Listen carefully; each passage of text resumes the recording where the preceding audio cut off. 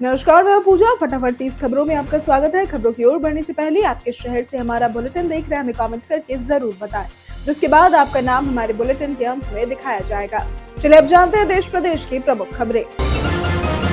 अमेरिकी प्रतिबंधों के बावजूद 2019 से रुका भारत ईरान ऊर्जा व्यापार फिर शुरू होने के संकेत है। 30 दिन की छूट के बाद ईरानी एलपीजी से भरा औरोरा टैंकर मंगलुरु पहुंच रहा है और भारत की 3 तेल कंपनियां इसे बांटेंगी। गैस संकट के बीच ये आपूर्ति अहम है, जबकि हॉर्मुज़ क्षेत्र में फंसे जहाजों को निकालने की कोशिश की जा रही है। अमेरिका, इजरायल और ईरान के तनाव का असर भारत में महंगाई के रूप में दिख सकता है। ऑटोमोबाइल, पेंट, पैकेज फूड व दैनिक जरूरतों की वस्तुएं महंगी होंगी। कच्चे माल सप्लाई बाधा और आयात लागत बढ़ने से कंपनियां कीमतें बढ़ा रही हैं। सरकार स्थिति संभालने के प्रयास में जुटी है।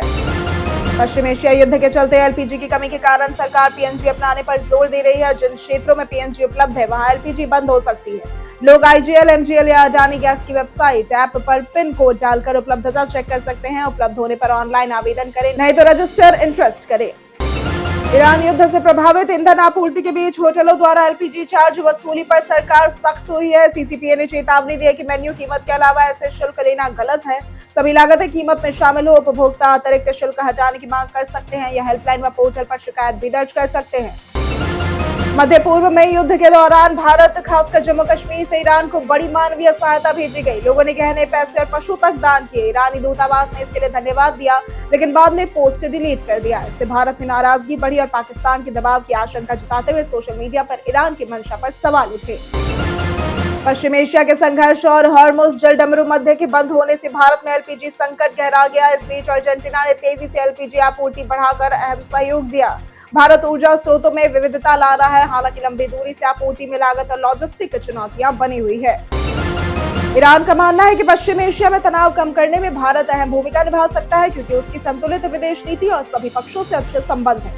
भारत ने भी अमेरिका से बातचीत में युद्ध खत्म करने पर जोर दिया। वहीं ईरान ने अमेरिकी युद्ध विराम प्रस्ताव ठुकराए और हमले तेज कर दिए। पश्चिम एशिया में ईरान पर अमेरिकी इजरायली हमलों के बाद 25 दिनों से जारी युद्ध से वैश्विक ईंधन संकट गहरा गया है। हॉर्मुज़ जलडमरू मध्य बाधित होने से कई देशों में सप्लाई प्रभावित हुई। फिलीपींस ने ऊर्जा आपातकाल लगाया, जबकि पाकिस्तान, वियतनाम, बांग्लादेश और श्रीलंका में महंगाई, राशनिंग और ऊर्जा बचत उपाय लागू किए गए। लंदन हाईकोर्ट ने नीरव मोदी की भारत प्रत्यर्पण रोकने की याचिका खारिज कर दी। पीएनबी घोटाले में आरोपी मोदी 2019 से ब्रिटेन में कैद है। अदालत ने कहा कि दोबारा सुनवाई का कोई ठोस आधार नहीं है। सीबीआई के अनुसार अदालत को कोई कानूनी खामी नहीं मिली और भारत के आश्वासन स्वीकार किए गए। भारत में एलपीजी संकट के बीच ऑपरेशन ऊर्जा सुरक्षा के तहत नौसेना ने हॉर्मुज़ जलडमरू मध्य में युद्धपोत तैनात कर भारतीय जहाजों को सुरक्षित निकालना शुरू किया है। ईरान ने भारत सहित मित्र देशों को गुजरने की अनुमति दी है। कई जहाज सुरक्षित लौटे हैं। वहीं सरकार पीएनजी अपनाने के लिए एलपीजी सप्लाई बंद करने की तैयारी में है। ईरान ने भारत सहित अपने मित्र देशों के जहाजों को हॉर्मुज़ जलडमरू मध्य से गुजरने की अनुमति दी है, जिससे वैश्विक सप्लाई चेन को राहत मिलेगी। ये फैसला संयुक्त राष्ट्र महासचिव की अपील के बाद आया। हालांकि ईरान ने शर्त रखी है कि जहाज आक्रामक गतिविधियों में शामिल न हो और सुरक्षा नियमों का पालन करते हुए पूर्व समन्वय करे। केंद्र सरकार सोशल मीडिया प्लेटफॉर्म्स पर फेक अकाउंट्स रोकने के लिए केवाईसी नियम लागू करने पर विचार कर रही है और इसके तहत यूजर्स को अपनी असली पहचान वेरीफाई करनी पड़ सकती है। इसका उद्देश्य ऑनलाइन फ्रॉड, साइबर क्राइम और गलत जानकारी को कम करना है। इस कदम से फर्जी प्रोफाइल बनाना मुश्किल होगा और गलत गतिविधियों पर नियंत्रण आसान होगा। शशि थरूर ने ईरान अमेरिका संघर्ष में पाकिस्तान की मध्यस्थता पर नाराजगी जताई। उन्होंने कहा कि भारत को शांति प्रयासों में नेतृत्व करना चाहिए था, लेकिन ऐसा नहीं हुआ। थरूर ने सरकार के संयमित रुख का समर्थन किया, पर भारत की निष्क्रियता को शर्मनाक भी बताया।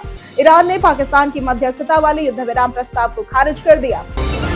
राज्यसभा में ट्रांसजेंडर बिल पर चर्चा के दौरान जया बच्चन नाराज हो गई और स्पीकर से उनकी बहस हो गई। उन्होंने सदस्यों के शोर पर आपत्ति जताई। विपक्ष ने बिल को समुदाय के साथ अन्याय बताते हुए इसे समिति में भेजने की मांग की, जबकि सरकार ने विपक्ष पर आरोप लगाए। जया बच्चन ने कहा कि इस पर विस्तृत चर्चा जरूरी है। नरेंद्र मोदी ने डोनाल्ड ट्रंप से बातचीत में भारत की शांति की इच्छा जताई। सर्वदलीय बैठक में एस जयशंकर ने स्पष्ट किया कि भारत दलाल देश नहीं बनेगा। सरकार ने प्रवासी भारतीयों की सुरक्षा और ऊर्जा जरूरतों को प्राथमिकता बताया, जबकि विपक्ष ने जवाबों को असंतोषजनक कहा। कांग्रेस नेता राहुल गांधी ने बताया कि सोनिया गांधी की तबीयत खराब होने पर वे अस्पताल में उनके साथ रहे और केरल रैली में शामिल नहीं हो सके। उन्होंने एक केरल की नर्स की सेवा भावना की सराहना की और साथ ही राहुल ने केरल में भाजपा और एलडीएफ पर मिलीभगत का आरोप लगाते हुए उनकी नीतियों की आलोचना भी की।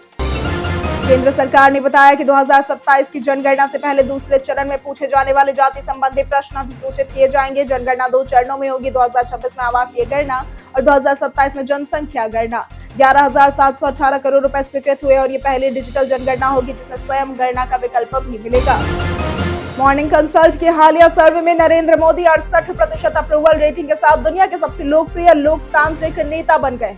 डोनाल्ड ट्रंप 39% के साथ पीछे रहे और गाय पर्मेलिन और ली जे म्योंग 62% के साथ दूसरे स्थान पर है।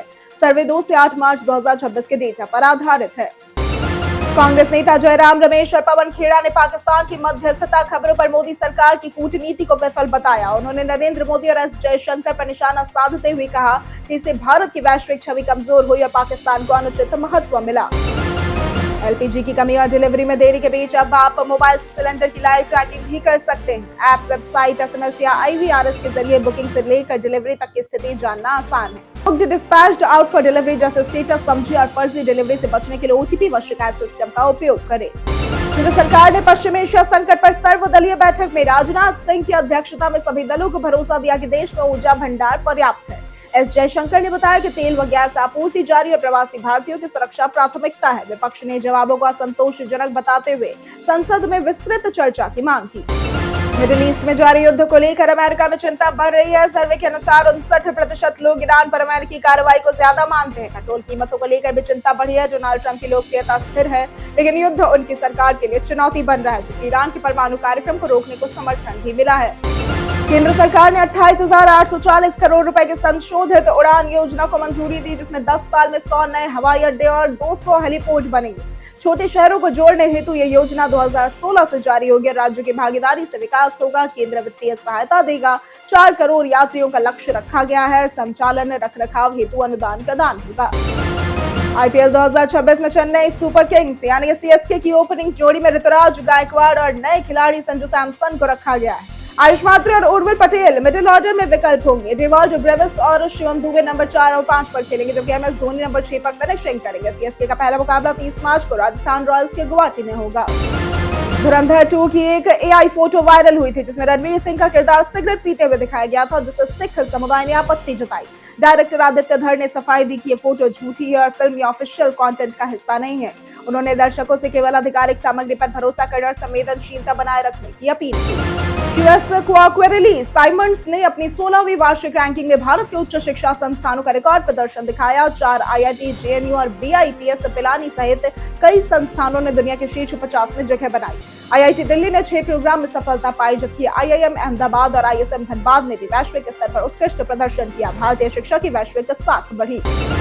भारत और अमेरिका ने हथियार विकास और उत्पादन में सहयोग बढ़ाने की योजना की समीक्षा की। रक्षा नीति समूह की 18वीं बैठक में दोनों देशों ने अभ्यास, प्रशिक्षण और रणनीति का आदान प्रदान पर चर्चा की। अमेरिकी उप सचिव एल्ब्रिज कोल्बी ने विदेश मंत्री एस जयशंकर और विदेश सचिव विक्रम मिस्री से क्षेत्रीय सुरक्षा और द्विपक्षीय रक्षा सहयोग पर वार्ता की। दहिसर ईस्ट के कैप्टन वीरेंद्र विश्वकर्मा और उनकी 33 सदस्यीय टीम को भारतीय नौसेना ने स्ट्रेट ऑफ हॉर्मुज के युद्ध क्षेत्र से सुरक्षित निकाल लिया। जहाज 2 मार्च से फंसा था और लिक्विफाइड एलपीजी ले जा रहा था। मस्कट तक नौसेना ने दिशा निर्देश दिए। 28 मार्च को जहाज गुजरात के कांडला बंदरगाह पहुंचेगा। मिडिल ईस्ट में संघर्ष के चलते अंतर्राष्ट्रीय कच्चे तेल की कीमत $119 प्रति बैरल तक पहुंच गई और इसका असर सीधे भारत में पेट्रोल डीजल पर पड़ा है। नायरा एनर्जी ने पेट्रोल ₹5 और डीजल ₹3 प्रति लीटर तक महंगा कर दिया। देश के 6,967 प्राइवेट पंपों पर ये नया रेट तत्काल लागू हो गया, जबकि जियोबीपी ने अभी तक दाम नहीं बढ़ाए हैं। मिडिल ईस्ट में संघर्ष के कारण वैश्विक तेल संकट बढ़ गया है। भारत ने रूसी कच्चे तेल की खरीद के लिए अमेरिकी डॉलर के बजाय यूएई दिरहम, चीनी युआन और अन्य मुद्राओं का इस्तेमाल शुरू किया है। इंडियन ऑयल और रिलायंस समेत रिफाइनरियों ने हाल ही में लगभग 60 मिलियन बैरल रूसी तेल खरीदा। ब्रेंट क्रूड $103.81 और WTI $91.76 प्रति बैरल तक पहुंचा। बीते दिन जिन लोगों ने हमारे वीडियो पर कमेंट किया था उनके नाम है संजीव कुमार, पवन कुमार, उमेश कुमार, राकेश मिश्रा, दीपक कुमार, सुशील कुमार, अमित कुमार, दीनानाथ सिंह, समर कुमार, बाबूलाल मरांडी और नंदन कुमार। इसी के साथ बढ़ते हैं आज के सवाल की ओर। आज का सवाल है, आपको किस कंपनी का रिचार्ज प्लान सबसे ज्यादा किफायती लगता है? आप अपना जवाब हमें हमारे कमेंट सेक्शन में लिखकर जरूर बताएं। आज के लिए सिर्फ इतना ही। हमारे साथ बने रहने के लिए धन्यवाद।